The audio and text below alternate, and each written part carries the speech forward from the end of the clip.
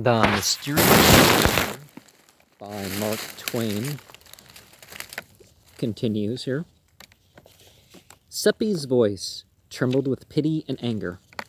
I guessed what Satan would say, and he said it. There is that misused word again. That shabby slander. Brutes do not act like that, but only men. Well, it was inhuman anyway. No, it wasn't, Seppi. It was human, quite distinctly human. It is not pleasant to hear you libel the higher animals by attributing to them dispositions which they are free from, and which are found nowhere but in the human heart. None of the higher animals is tainted with the disease called the moral sense. Purify your language, Seppi. Drop those lying phrases out of it. He spoke pretty sternly for him, and I was sorry I hadn't warned Seppi to be more particular about the word he used. I knew how he was feeling. He would not want to offend Satan. He would rather offend all his kin. There was an uncomfortable silence, but relief soon came, for that poor dog came along now, with his eye hanging down, and went straight to Satan, and began to moan and mutter brokenly, and Satan began to answer in the same way, and it was plain that they were talking together in the dog language. We all sat down in the grass, in the moonlight, for the clouds were breaking away now, and Satan took the dog's head in his lap and put the eye back in its place, and the dog was comfortable, and he wagged his tail and licked Satan's hand, and looked thankful, and said the same. I knew he was saying it, though I did not understand the words. And then the two talked together a bit, and Satan said, He says his master was drunk. Yes, he was, said we. And an hour later he fell over the precipice, there beyond the cliff pasture. We know the place. It is 3 miles from here, and the dog has been often to the village, begging people to go there, but he was only driven away and not listened to. We remembered it, but hadn't understood. But he only wanted help for the man who had misused him, and he thought only of that, and has had no food, nor sought any. He has watched by his master 2 nights. What do you think of your race? Is heaven reserved for it? And this dog ruled out, as your teachers tell you. Can your race add anything to his dog's stock of morals and magnanimities? He spoke to the creature, who jumped up, eager and happy, and apparently ready for orders and impatient to execute them.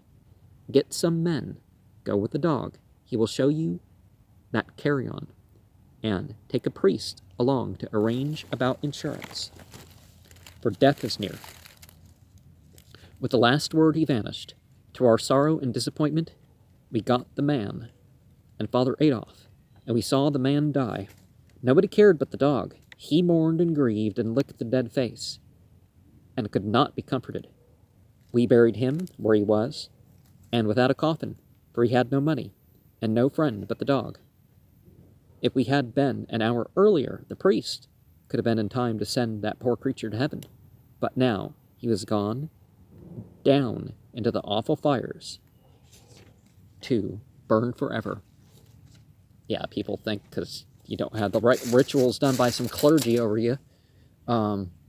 Honestly, I'll be a witness, and let the people who watch my channel be a witness. If if you can't attend some meeting somewhere, I'll, to whatever spiritual path you think you're going, right? It seems such a pity that in a world where so many people have difficulty to put in their time, 1 little hour could not have been spared for this poor creature who needed it so much, and to whom it would have made the difference between eternal joy and eternal pain. It gave an appalling idea of the value of an hour, and I thought I could never waste one again without remorse and terror. Seppi was depressed and grieved, and said it must be so much better to be a dog and not run such awful risks. We took this one home with us, and kept him for our own. Seppi had a very good thought as we were walking along, and it cheered us up and made us feel much better. He said the dog had forgiven the man that had wronged him so, and maybe God would accept that absolution. There was a very dull week now, for Satan did not come. Nothing much was going on, and we boys could not venture to go and see Margaret because the nights were moonlit, and our parents might find us out if we tried. But we came across Ursula a couple of times, taking a walk in the meadows beyond the river to air the cat. And to air the cat. Okay. And we learned from her that things were going well. She had natty new clothes on and bore a prosperous look. The 4 groschen a day were arriving without a break, and were not being spent for food and wine and such things. The cat attended to all that. Margaret was enduring her forsakenness and isolation fairly well, and all things considered, and was cheerful by help of Wilhelm Meidling. She spent an hour or 2 every night in the jail with her uncle, and had fattened him up with the cat's contributions. But she was curious to know more about Philip Traum, and hoped I would bring him again. Ursula was curious about him herself, and asked a good many questions about his uncle. It made the boys laugh, for I had told them the nonsense that Satan had been stuffing her with. She got no satisfaction out of us, our tongues being tied. Ursula gave us a small item of information. Money being plenty now, she had taken on a servant to help about the house and run errands. She tried to tell it in a commonplace, matter-of-course way, but she was so set up by it, and so vain of it, that her pride in it leaped out pretty plainly. It was beautiful to see her veiled delight in this grandeur, poor old thing. But when we heard the name of the servant, we wondered if she had been altogether wise, for although we were young and often thoughtless, we had fairly good perception on some matters. This boy was Gottfried Narr, a dull, good creature, with no harm in him, and nothing against him personally. Still he was under a cloud, and properly so, for it had not been 6 months since a social blight had mildewed the family. His grandmother had been burned as a witch, and when that kind of malady is in the blood, it does not always come out with just one burning. Just now was not a good time for Ursula and Margaret to be having dealings with a member of such a family, for the witch terror had risen higher during the past year than it had ever reached in the memory of the oldest villagers. The mere mention of a witch was almost enough to frighten us out of our wits. This was natural enough, because of the late years, which were more kinds of witches than there used to be. In old times, it had been only women. Well, the rumors, anyways. But of late years, they were of all ages, even children of 8 and 9. It was getting to be that anybody might turn out to be a familiar of the devil. You know, the word sihr. You know, sihr. You know, in Arabic. It's not the same thing as, you know, the people who consider themselves pagan and stuff like that distinguish between just polytheism and dealing with the devils, right? Age and sex hadn't anything to do with it. In our little region, we had tried to extirpate the witches, but the more of them we burned, the more of the breed rose up in their places. Once, in a school for girls only 10 miles away, the teachers found that the back of one of the girls was all red and inflamed, and they were greatly frightened, believing it to be the devil's marks. Well, she could have got exposed to something, either abuse or some sort of chemical or something, you know, from a plant or whatever.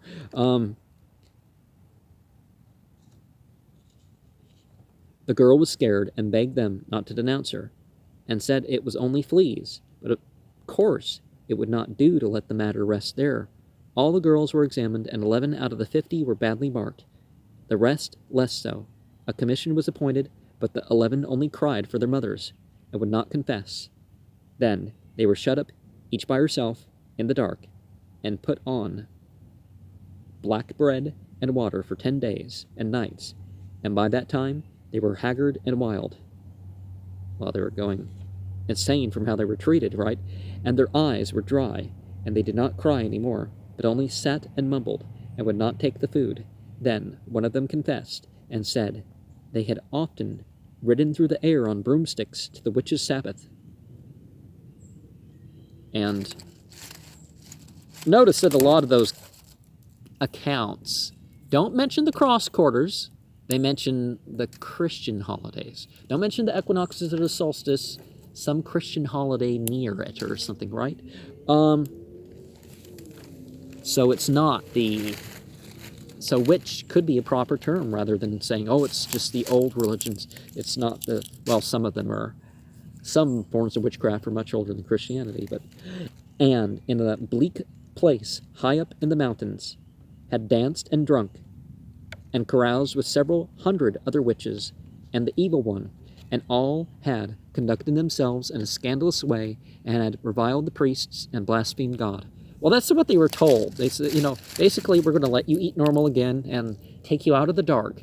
And it's some of that stuff, even the light.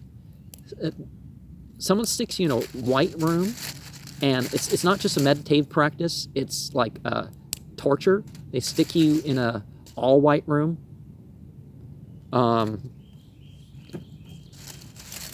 You know, I understand why some people would want to say whatever to get out of it. Especially, they're already suggested some options of what they could say. That is what she said, not in narrative form, for she was not able to remember any of the details without having them called to her mind, one after the other. But the commission did that, for they knew just what questions to ask. They, all being written down for the use of witch commissioners. 2 centuries before, they said, "Did you do so and so?" She always tried to say yes, and looked weary and tired, and took no interest in it. And so, when the other 10 heard that this one confessed, they confessed too, and answered yes to the questions. Then they were burned at the stake altogether, which was just and right, and everybody went from all the countryside to see it. School for girls. How old? How old were these? If they're pre-adolescents, no, I say they're innocent. But of course, in Christianity, if you're 7 years old or 8 years old, whatever they've decided for the sect that you're part of, they hold you accountable for everything. That includes abuse that you didn't see coming. So, yeah.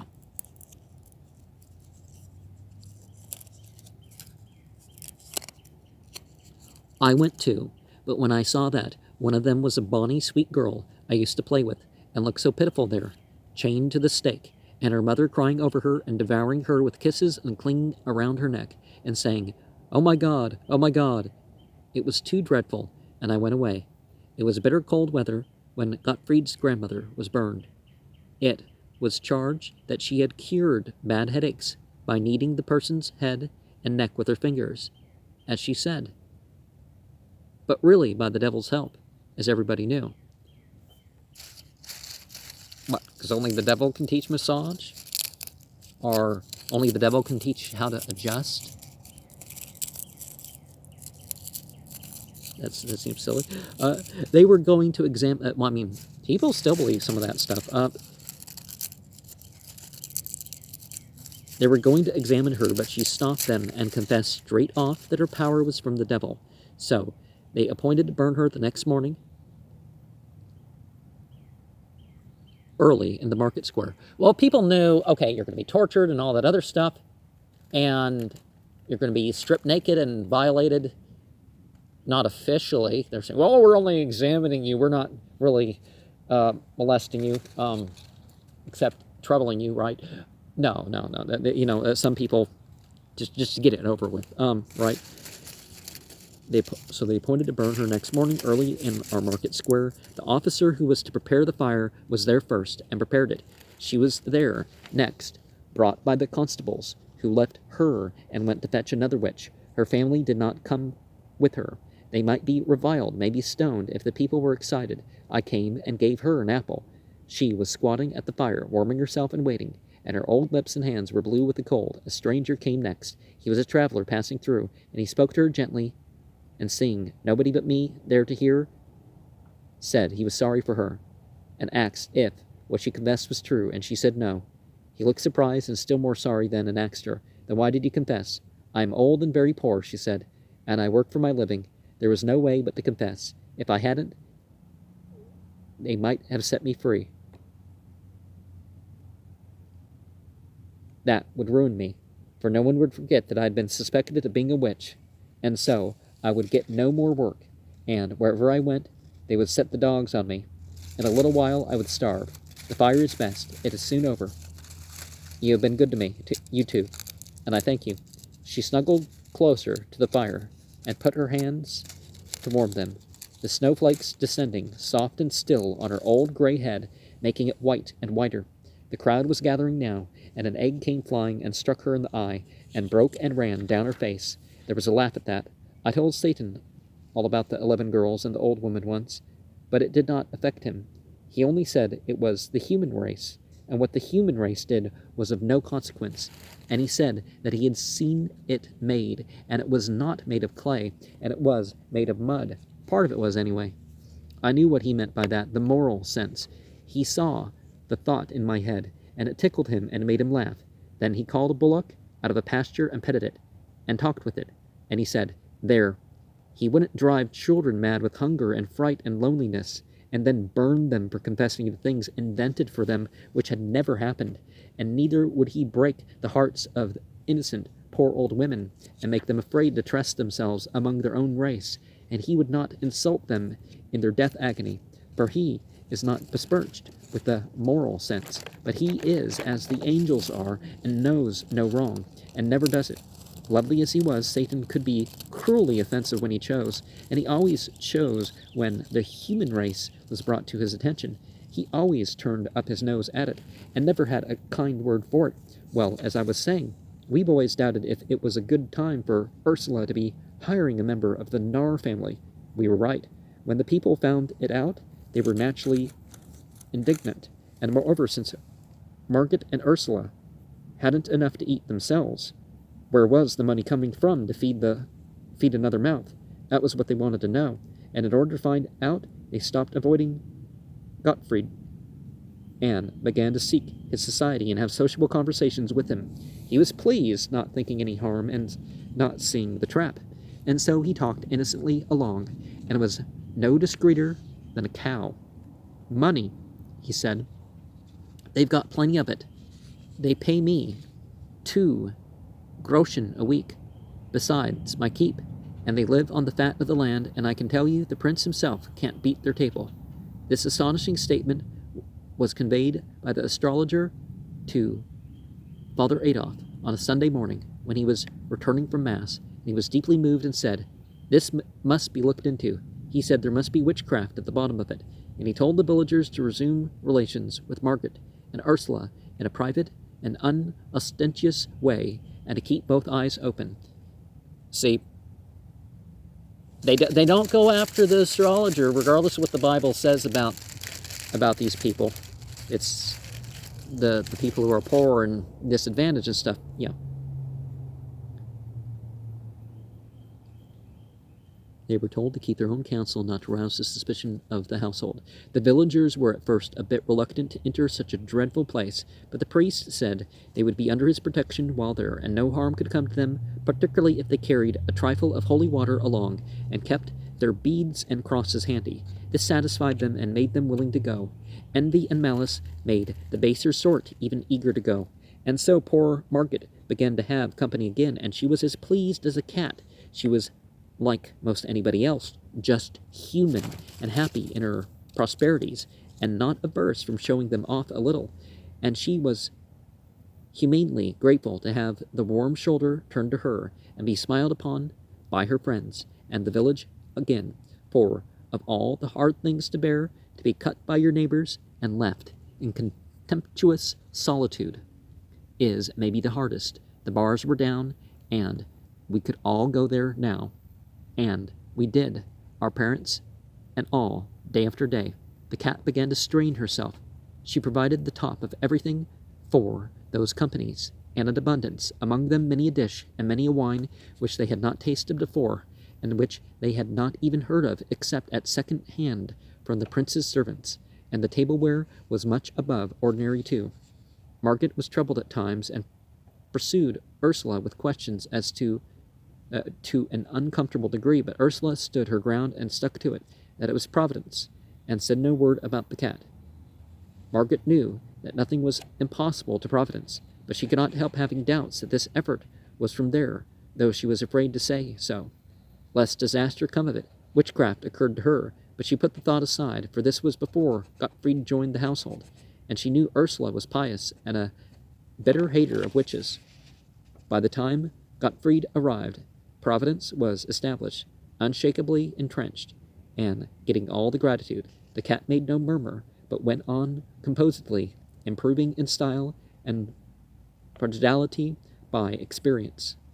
In any community, big or far, there is always a fair proportion of people who are not malicious or unkind by nature, who never do unkind things except when they are overmastered by fear, or when their self-interest is greatly in danger, or some such matter as that. Esseldorf had its proportion of such people, and ordinarily their good and gentle influence was felt.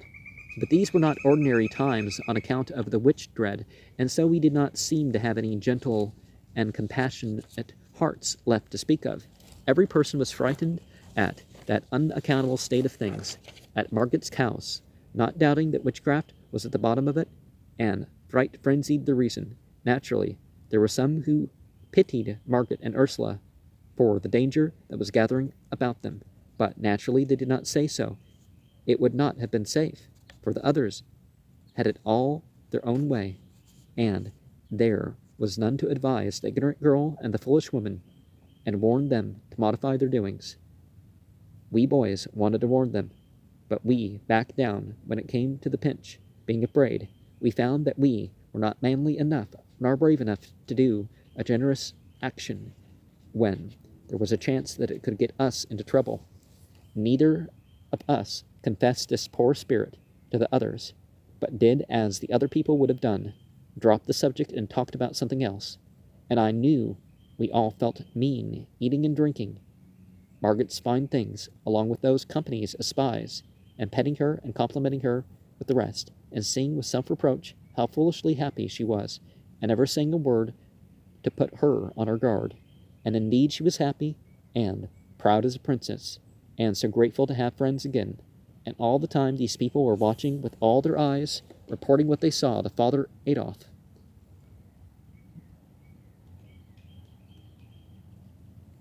But he could not make head or tail of the situation. There must be an enchanter somewhere on the premises. But who was it? Margaret was not seen to do any jugglery, nor was Ursula, nor yet Gottfried, and still the wines and dainties never ran short, and a guest could not call for a thing and not get it. To produce these effects was usual enough with witches and enchanters. No, it's really not. That part of it was not new, but to do it without any incantations or even any rumblings or earthquakes or lightnings or apparitions, that was new, novel, wholly irregular. There was nothing in the books like this. Enchanted things were always unreal. Gold turned to dirt in an unenchanted atmosphere. Food withered away and vanished. But this test failed in the present cases. Now, there's stories about saints and whatnot that likewise had the thing, but then the experience was promoted, because people starved themselves to death because they thought they were being heavenly fed rather than earthly fed. Gold turned to dirt in an unenchanted atmosphere. Food withered away and vanished. But this test failed in the present case. The spies brought samples. Father Adolf prayed over them, exorcised them, but it did no good. They remained sound and real. They yielded to natural decay only, and took the usual time to do it. Father Adolf was not merely puzzled, he was also exasperated, for these evidences being very nearly convinced him privately that there was no witchcraft in the matter. It did not wholly convince him, for this could be a new kind of witchcraft. This was a way to find out as to this, if the prodigal abundance of provender was not brought in from the outside, but produced on the premises. There was witchcraft sure. Chapter 7. Margaret announced a party.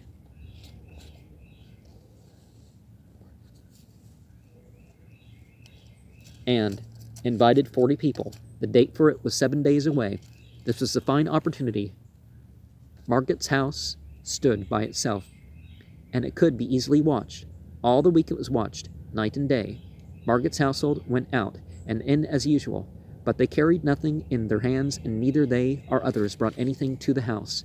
This was ascertained. Evidently rations for 40 people were not being fetched. If they were furnished any sustenance, it would have to be made on the premises. It was true that Margaret went out with a basket every evening, but the spies ascertained that she always brought it back empty. The guests arrived at noon and filled the place. Father Adolf followed, also after a little, the astrologer without invitation. The spies had informed him that neither at the back nor at the front had any parcels been brought in. He entered and found the eating and drinking going on finely and everything progressing in a lively and festive way. He glanced around and perceived that many of the cooked delicacies and all of the native and foreign fruits were of a perishable character, and he also recognized that these were fresh and perfect. No apparition, no incantations, no thunder. That settled it. This was witchcraft. And not only that, but of a new kind, a kind never dreamed of before. It was a prodigious power, an illustrious power. He resolved to discover its secret. The announcement of it would resound throughout the world, penetrate to the remotest lands, paralyze all the nations with amazement, and carry his name with it, and make him renowned forever. Now, I'm sorry, people who believe the become a living God thing, but, the idea that you're just going to have to drop all the rituals and all the other stuff, and you're going to have the same things or greater than what people would expect from these sort of stories when they pick up practicing witchcraft or something like that. Material manifestation. Yep, no proof of material manifestation of spirits or the thing that they want or anything like that, but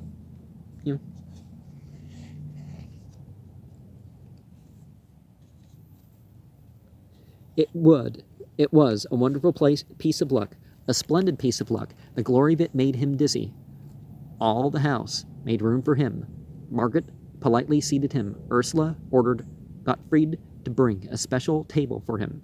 Then she decked it and furnished it, and asked for his orders. "Bring me what you will," he said. The two servants brought supplies from the pantry, together with white wine and red, a bottle of each. The astrologer, who very likely had never seen such delicacies before, poured out a beaker of red wine, drank it off, poured another, and began to eat with a grand appetite. I was not expecting Satan, for it was more than a week since I had seen or heard of him, but now he came in. I knew it by the feel, though people were in the way, and I could not see him. I heard him apologizing for intruding, and he was going to go away, but Margaret urged him to stay, and he thanked her and stayed. She brought him along, introducing him to the girls and Meitling, and to some of the elders, and there was quite a rustle of whispers. "It's the young stranger we hear so much about and can't get sight of.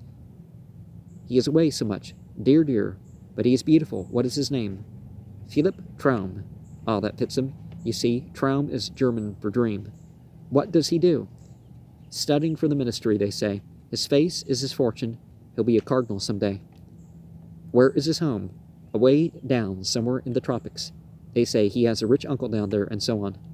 He made his way at once. Everybody was anxious to know him and talk with him. Everybody noticed how cool and fresh it was all of a sudden, and wondered at it, for they could see that the sun was beating down the same as before outside, and the sky was clear of clouds, but no one guessed the reason, of course. The astrologer had drunk his second beaker. He poured out a third. He set the bottle down, and by accident overturned it.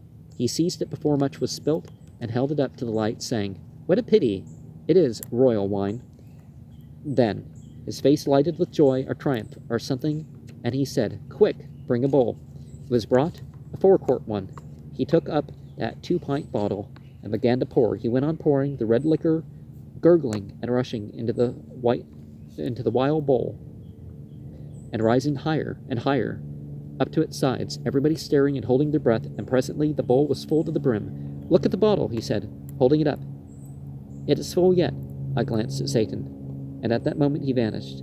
Then Father Adolphe rose up, flushed and excited, crossed himself, and began to thunder in his great voice, "This house is bewitched and accursed." People began to cry and shriek, and a crowd toward the door. I summoned this detected household to... His words were cut off short. His face became red, then purple, but he could not utter another sound. Then I saw Satan, a transparent film, melt into the astrologer's body. Then the astrologer put up his hand, and apparently in his own voice said, "Wait, remain where you are." All stopped where they stood. "Bring a funnel." Ursula brought it, trembling and scared, and he stuck it in the bottle and took up the great bowl and began to pour the wine back, the people gazing and dazed with astonishment, for they knew that the bottle was already full before he began. He emptied the whole of the bowl into the bottle, and then smiled over the room, chuckled, and said indifferently, "It is nothing. Anybody can do it. With my powers, I can even do much more." A frightened cry burst out everywhere. "Oh my God, he's possessed!" And there was a tumultuous rush for the door, which swiftly emptied the house of all who did not belong in it, except us boys and Meidling. We boys knew the secret, and we could have told it. And we would have told it if we could, but we couldn't. Well, this astrologer kind of deserved it, the tricks he was playing on other people, but we were very thankful to Satan for furnishing that good help at the needful time. Margaret was pale and crying. Meidling looked kind of petrified. Ursula the same, but Gottfried was the worst. He couldn't stand, and he was so weak and scared, for he was of a witch family, you know, and it would be bad for him to be suspected. Agnes came loafing in, looking pious and unaware, and wanted to rub up against Ursula and be petted. But Ursula was afraid of her, and shrank away from her, but pretending she was not meaning any incivility, for she knew very well it wouldn't answer to have strained relations with that kind of cat. We boys took Agnes and petted her, for Satan would have befriended her if he had not had a good opinion of her, and that was endorsement enough for us. He seemed to trust anything that hadn't the moral sense. Outside, the guests, panic-stricken, scattered in every direction and fled in a pitiable state of terror, and such a tumult as they made with their running and sobbing and shrieking and shouting, that soon all the village came flocking from their houses to see what had happened, and they thronged the street and shouldered and jostled one another in excitement and fright. And then Father Adolphe appeared, and they fell apart in two walls like the cloven Red Sea, and presently down this lane the astrologer came, striding and mumbling, and where he had passed the lanes surged back in protective masses and fell silent with awe, and their eyes stared, and the breast heaved, and several women fainted. And when he was gone by, the crowd swarmed together and followed him at a distance, talking excitedly and asking questions and finding out the facts, and passing them on to others with improvements which soon enlarged the bowl of wine to a barrel and made the one bottle hold it all, and yet remain empty to the last. When the astrologer reached the market square, he went straight to a juggler, fantastically dressed, who was keeping 3 brass balls in the air, and took them from him and faced around upon the approaching crowd and said, "The poor clown is ignorant of his art. Come forward and see an expert perform." So saying, he tossed the balls up one after another and set them whirling in a slender bright oval in the air, and added another, then another, and then another, and soon no one seeing whence he got them, adding, the oval lengthening all the time, and his hands moving so swiftly that they were just a web or a blur, and not distinguishable as hands. And such as counted said there were now 100 balls in the air. The spinning great oval reached up 20 feet in the air, and was a shining and glinting and wonderful sight. Then he folded his arms and told the balls to go on spinning without his help, and they did it. After a couple of minutes, he said, "There, that will do." And the oval broke and came crashing down, and the balls scattered abroad and rolled every whither, and wherever one of them came, the people fell back in dread, and no one would touch it, and made him laugh, and he scoffed at the people and called them cowards. And the old women called them cowards and old women. Then he turned and saw the tightrope and said, foolish people were daily wasting their money to see a clumsy and ignorant varlet degrade that beautiful art. Now they should see the work of a master. With that he made a spring into the air and lit firm on his feet on the rope, and then he hopped the whole length of it, back and forth on one foot, with his hands clasped over his eyes, and next he began to throw somersaults both backward and forward, and threw 27. The people murmured, for the astrologer was old, and always before had been halting of movement, and at times even lame, but he was nimble enough now, and went on with his antics in the liveliest manner. Finally he sprang lightly down, and walked away, and passed up the road, and around the corner, and disappeared. Then that great, pale, silent, solid crowd drew a deep breath, and looked into one another's faces, as if they said, was it real? Did you see it? Or was it only I? And I was dreaming. Well, okay, let me say something about possession before I close here. Possession is a choice, right? You can't be made to, you're not going to be physically hurt unless you psychologically agree to it, right? And follow along and that sort of thing. You're not going to be made to do things against your will in a physical sense. So, yeah.